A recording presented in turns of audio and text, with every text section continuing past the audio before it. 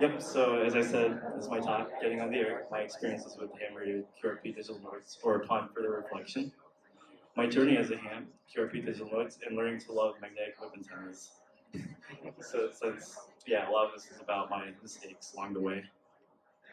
So anyways, yeah, so prefacing this talk, I would like to acknowledge, all the hams that have come before me here, or across the country giving these kinds of talks. But yeah, once again, upon further reflection and also viewing a lot of the talks from previous years, from a technical standpoint, I'm not the first to cover these topics, so I won't step over those great talks. Even last year, for presenters that are presenting either yesterday or today or tomorrow, they have their own presentations this year.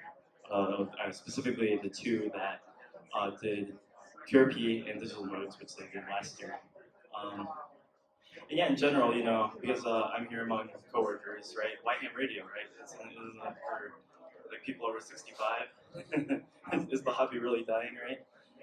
Well, as it turns out, over 10 years ago in 2008 at DEF CON 16, there was a guy by the name of John M. that basically, if you watch his talk, which is kind of dated in some aspects, but the core fundamental and spirit of the hobby is kind of in there, where, yeah, it's as stated by literally in the Code of Federal Regulations in the basis and purpose, it is a continuation and extension of the amateur's proven ability to contribute to the advancement of the radio art. And I mean, the fact that that's actually in the Code of Federal Regulations is pretty interesting, isn't it? But yeah, it's a forum for experimentation and technical advancement, which in our world, that's hacking, right? So that's at least why it fits really well. And of course, the reason why you want to keep using the spectrums you're allocated with is if you don't use them, you lose them. And spectrum's going at like 20. Some of these auctions for bandwidth is like going up $20 billion in some cases. All these big telecom companies are trying to buy up space, so we have to protect what we have. So that's right. Hack the planet, hack the bands. Yeah, basically, right. This is the story about my journey as a ham over the last 10 years. Lots of struggles, just me being kind of like, I thought I knew a lot, but then as it turns out I really didn't know anything at all. And so, yeah, kind of like, I first started out with my general sense, like, oh, now what? And then you're calling that, I got my extra upgrade. Oh, now what? What do I do with that after getting and studying for all of that?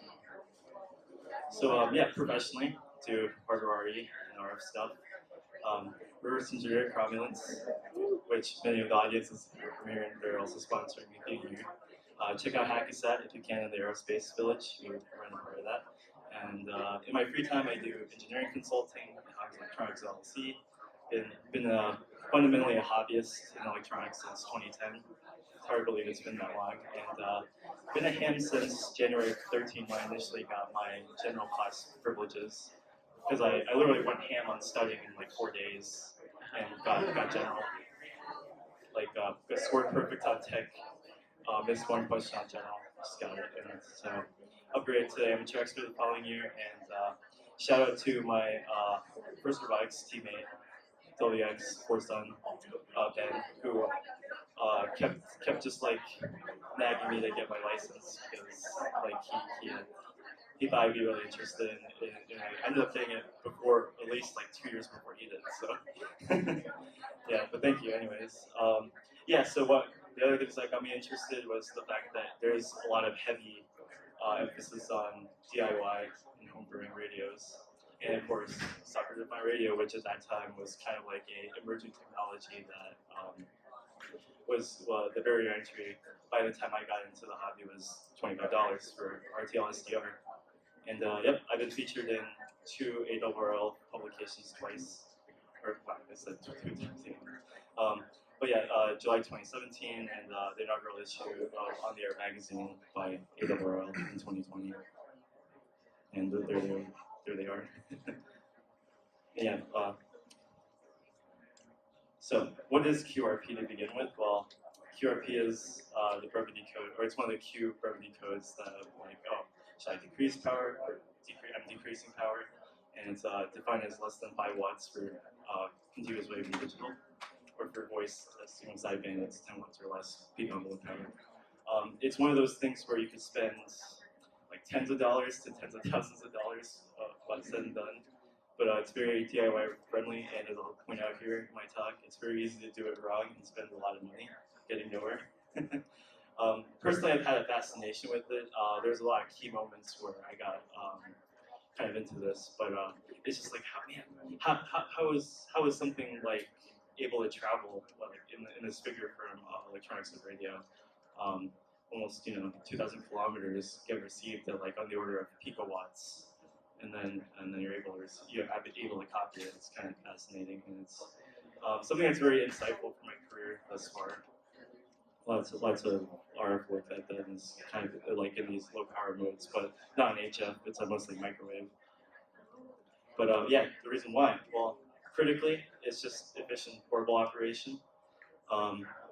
It's just optimized for it, and that's really good in emergency situations where you're trying to quickly deploy and save lives, get the communications going after a disaster. And technically, your VHF, UHF handheld, your Baofeng falls in this category. Be at least or go up to 5 watts, so it's technically QRP. But yeah, like as I'll explain with digital modes, it helps. Like you're basically when you're doing a lot of the stuff in WS GTX, you're kind of contributing to citizen science because like right here, all the signal reports you do are kind of used to correlate with our propagation, and of course currently solar cycle 25, which the sun is very angry at Earth right now. just was it blasting tons of solar flares at us, and yeah, there's cool things like this list could technically go on and on, but like some highlights are there's some cool like you can use the moon as a satellite basically, just bounce RF signals off of it, VHF and UHF, and of course there's cool amateur radio astronomy, which inherently is kind of low power because it's just things that are like billions or millions to billions of light years away. But yeah, so critically, what got me into QRP was actually meeting Joe Taylor himself that Ham mentioned. He's a Nobel laureate in physics. He discovered a new type of pulsar, the Pulse and Taylor pulsar.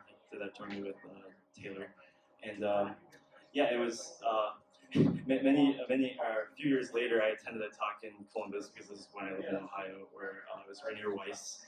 And yeah, he even cites that as evidence, their initial findings, so as the evidence for gravitational waves. So it's just kind of cool to have seen someone like Joe Taylor contribute so much to the hobby and this like amazing software. It's so fun to use. Like once you get up and going, it's like magic, right?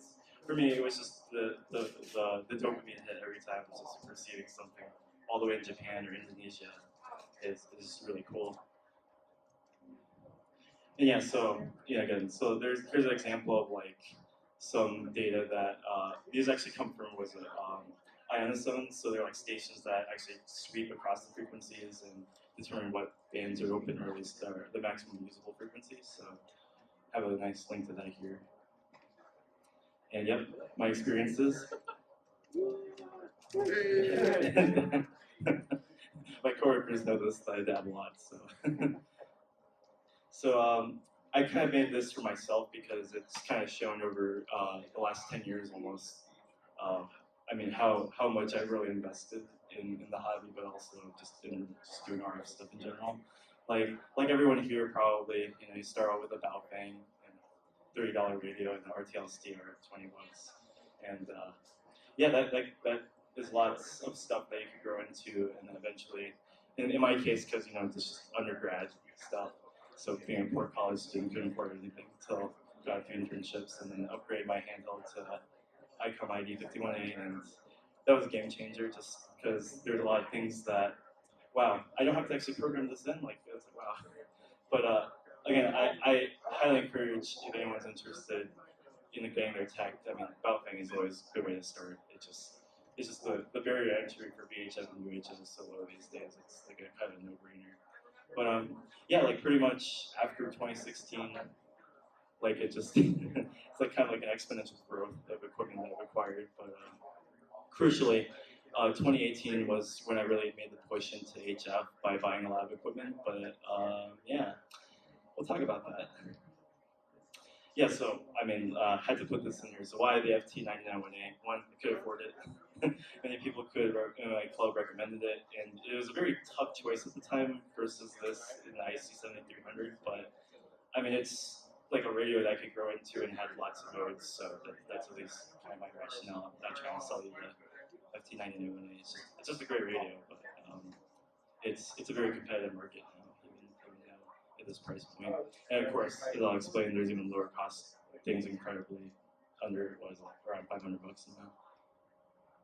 So yeah, as it turns out, I really did not know what I was doing with HF antennas.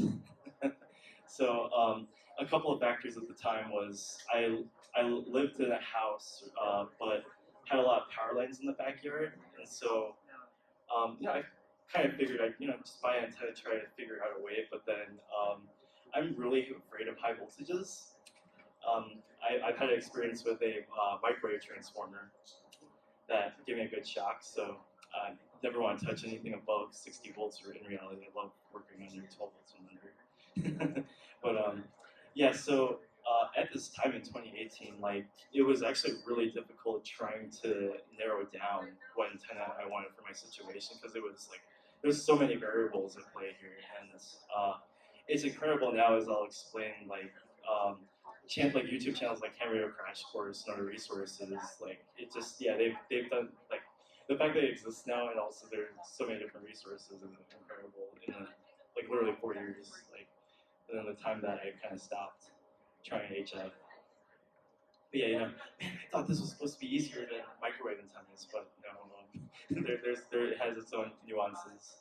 So yeah, I like referenced this ARRL page on basically QRP antennas, but then like okay, I don't think I really want a beam because when I don't have a tower, I don't want to put in the effort to do that. And then, so yeah, I kind of went the route of a good full-size dipole. So with off-center bed was one that I kind of picked because of its just its resonance and stuff. But yeah, then at least for me at the time, single like quad groups were a little out of reach just because like, oh, okay, this seems a little too complicated for me to do at the time. But I made a desperate choice toward the end where I ended up buying a vertical antenna, and yeah, that did not work out well at all. And yeah, recently here's a tweet that that actually a radio outlet replied to some snarky dude that just kind of being an a-hole online, but saying to someone don't live there or move somewhere else is not practical advice. I mean, and that's kind of the point of this talk also is that you can do a lot with less and in small spaces these days, but and I'm glad that at least now I know that with all these cool resources that I can share that with all of you here. But yeah, as I explained, have these really big power lines in my backyard I want to touch. So that $260 antenna was just sitting in the bag for like 4 years, and then I tried this, and hilariously enough, after looking back at the Amazon listing for it, oh my gosh, someone had the same exact experience as I did, and of course now advise the same exact thing as I would, which is get an in-bed halfway wired antenna. They just work. You just throw it as high as you can, and it just works. And they're like, well, after wire and the building a transformer, I mean, like you could build it for under $50 if you source the wire correctly. I mean, copper prices, right? But yeah, it was at this point I kind of gave up. The HF QRP was unattainable, and like because I was just getting negative result after negative result, and I'm like, I don't want to do this anymore. And then so for the next 2.5 years, everything was like basically back in the box. But I was still very active in my radio club, and how I got really went to word at DERA, the Data Amateur Radio Association, which runs Hamvention, of course. But yeah, I was focused on other things at the time that year. I was doing talks with Hardware RE, and then did a really fun Hackaday Super Conference talk on electronic warfare. It was really nice at the time. Yeah, so actually going back to my interviewed for the inaugural issue of On the Air. Biggest related embarrassment? Probably this talk thus far. Yeah, so again, made the jump too early into but at the same time, I'm kind of glad I invested in the radio and stuff at the time because it's what I needed for my current living situation. But yeah, really should have bought a loop antenna. Wish I knew that information, but at the time, I didn't have much time to play radio. Just doing other fun microwave stuff in my day job. Link in the description below here.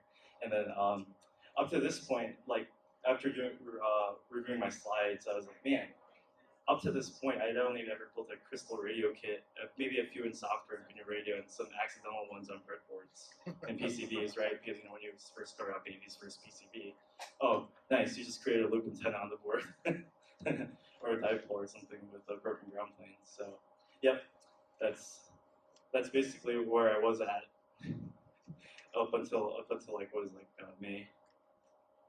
But yeah, it's like, man, I should have had a clear plan, right? Focus on QRP, like do more in-depth research, ask some of my Elmers at the club, but I just wasn't ready to admit some of my mistakes at the time. I don't know why, just embarrassed probably.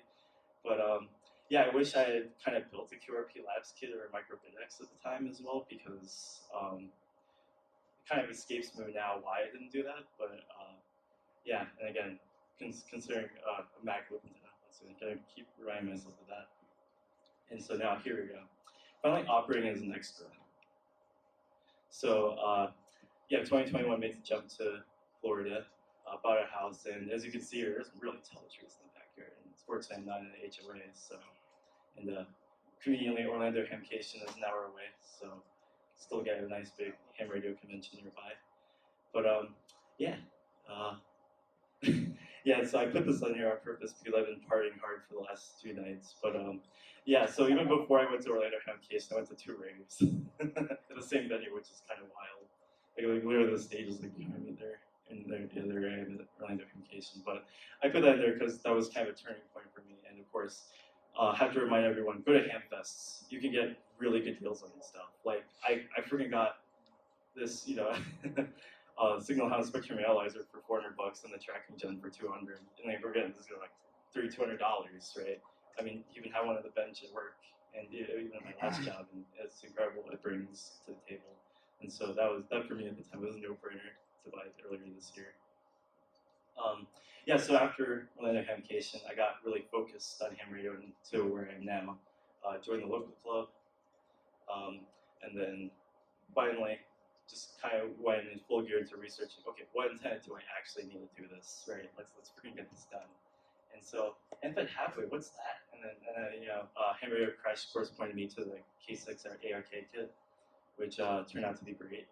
And yeah, it's like, I look at just like as a curiosity, looked at the Google Trends chart for NFET half-wave, and it's interesting how around the time that I had probably stopped was when it really started picking up. So like, man, I kind of wish at some point I was like, man, just look back and say, oh, what if I want to get back into this? What was the best way? But just waited too long. So yeah, there's the K6 ARK kit, and then in my case, I had a lacrosse stick with a beanbag weight to just throw it up into one of the trees, and got that up and going.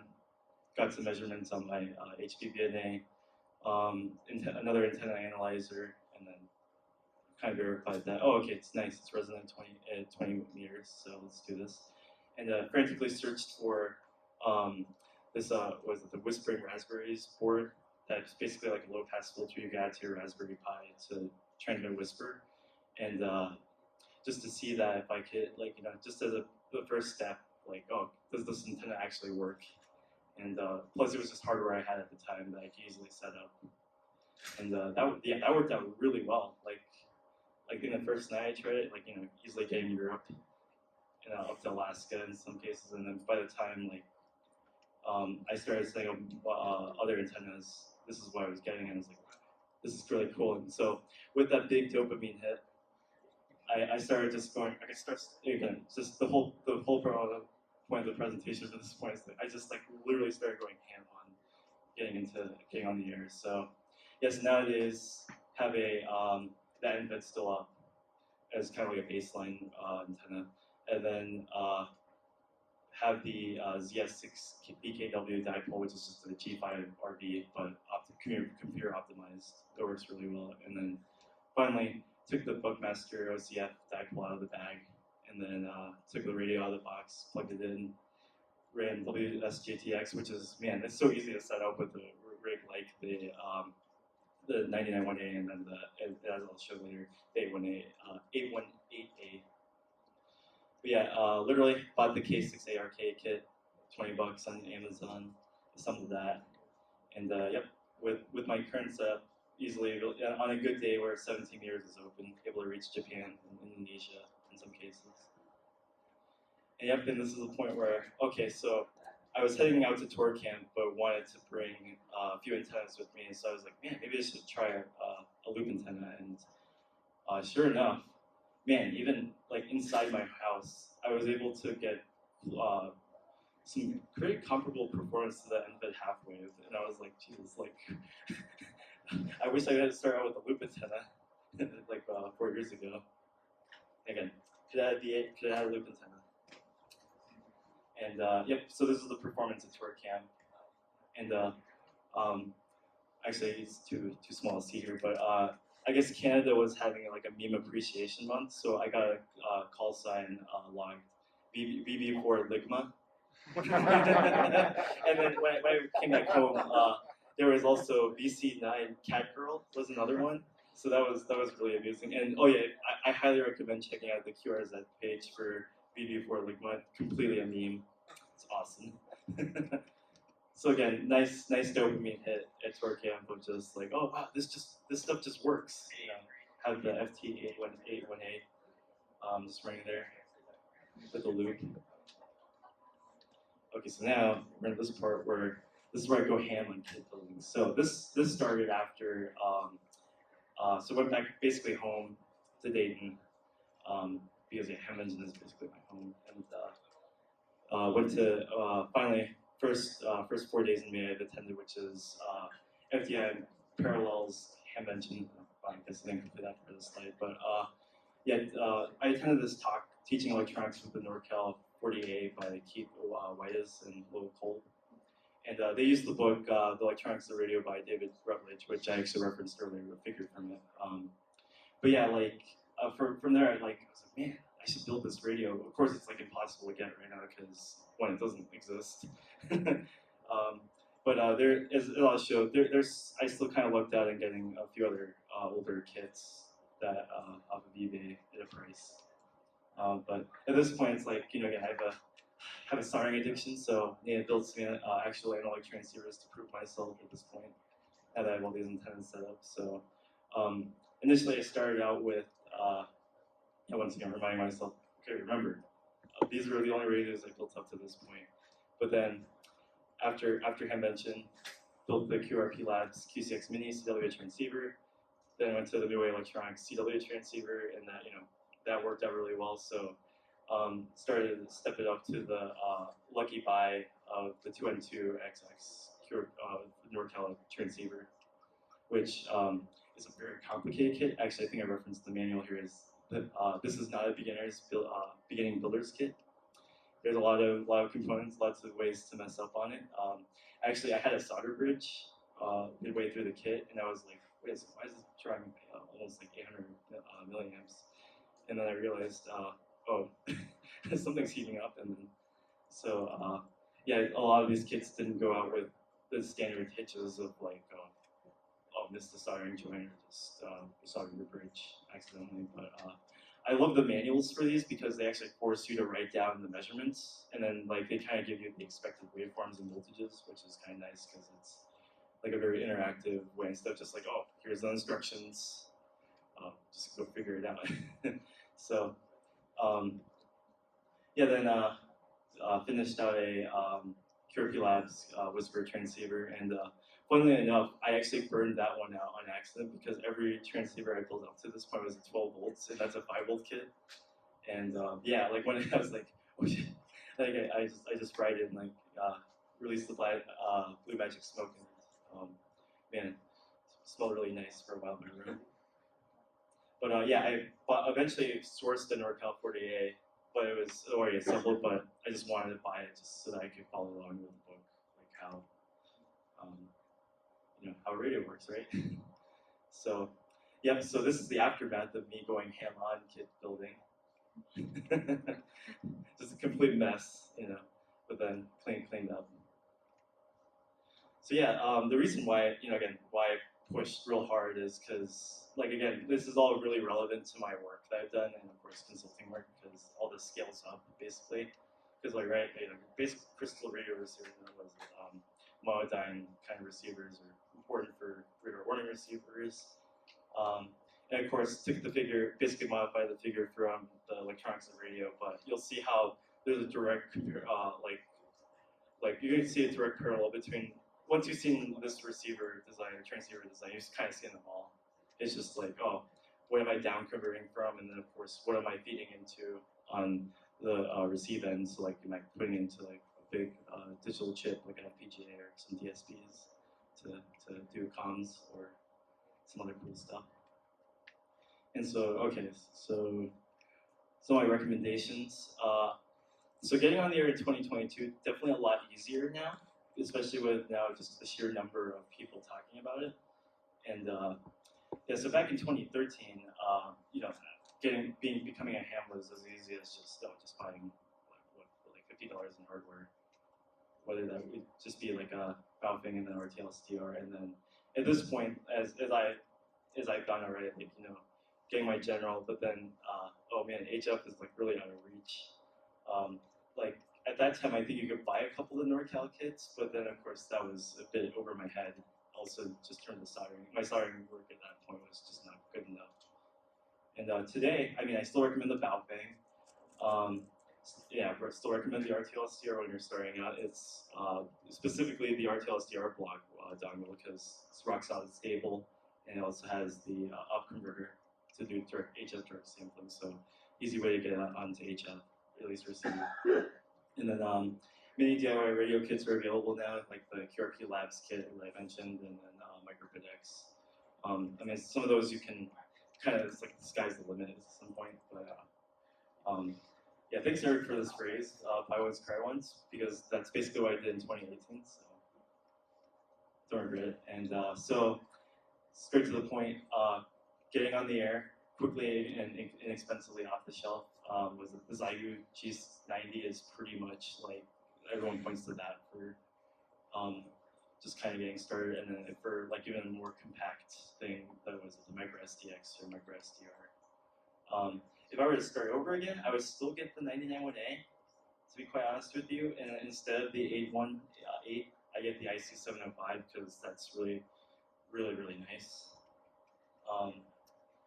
But as far as DIY options, as I mentioned, yeah, there's like, this is just like 3 that that I'm like kind of wanting to buy, but like that's kind of the thing. Or you can try your luck at a Ham-Fest flea market, maybe get like there is some merit to getting like an old was like heat kit from a flea market, a good deal.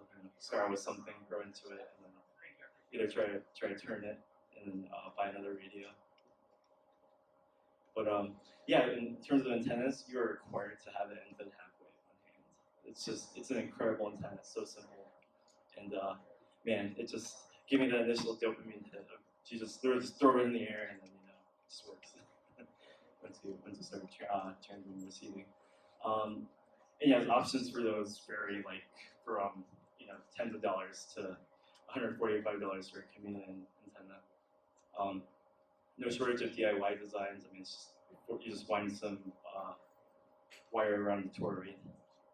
And then loop antennas, which are a little bit more expensive if you try to buy them off the shelf. Like the one I have is the Radio Wave Spartan loop. It was $250, but then that's, as I keep finding out that like MSRP wildly swings around. And then DIY, you could technically do it for about $150 said and done, plus, I don't know, for like the coax or stuff.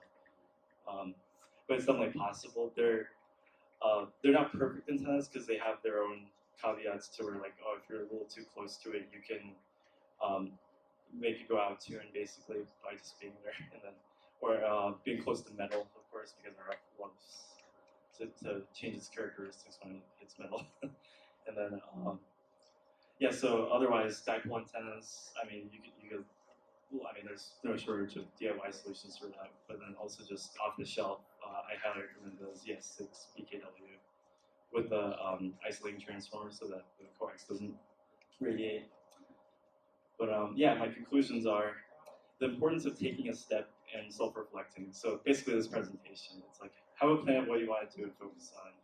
Document your experience, so all the mistakes I've made, I've documented basically. It's okay to admit your mistakes. I'm here to do that. And never be afraid to ask for help from your elders and of course online forums. And yeah, nowadays, quickly getting on the air is easier and lower cost than ever. In general, ham radio is not dying. I'll be the first to say that. It's definitely not dying. It's only growing because of events like this also. It's digital remotes, our ham radio. I'm talking to you, our boomers that think that that it's not, because you might rely more on it than you think. And then hackers are going to be the future of this hobby. Like what was it? John M said back in 2008 that I strongly believe in what he said in that presentation, that we are the future of this hobby. And looking forward to what the future brings and lowering the barrier to entry. So, any questions? Like on getting started or some books. I have a few backup slides, but oh yeah. Would you say that ham radio operators were the original hackers? Yes. Yeah. Absolutely. Yeah. Yeah. I mean, right? Like a lot of them don't like to admit it or not, right? But they are. And then we're basically the future of the hobby here. So anyways, yeah, just some backup slides. I don't know if there's any more questions. I'm scanning the room now. Any questions? But yeah, again, I can't. At least in my case, the way I learned was just the Gordon West books. Like, I did the tech class book in 2 days, then the general in 2 days, and yeah, so basically just did a solid 4 days of studying plus a ham radio exam app, and then that's at least how I was quickly able to do it, and then spent a solid 4 days the following year doing extra class during winter break. And yeah, here's actually a book that I found recently. After kind of just like looking around. And I like this quote from it: don't make the mistake of getting bogged down in trying to learn every aspect of the hobby, because you'll end up like me kind of, where you'll just end up a little out of focus and then end up making a bunch of mistakes, right? Just because at the time I kind of wanted to do as much stuff as I could with all this expensive hardware, but you really have to focus on what you want to do, otherwise you'll end up really frustrated and just really disheartened like I was in this putting it off for like, what was it, almost 3.5 years. So anyways, yep, that's all I got.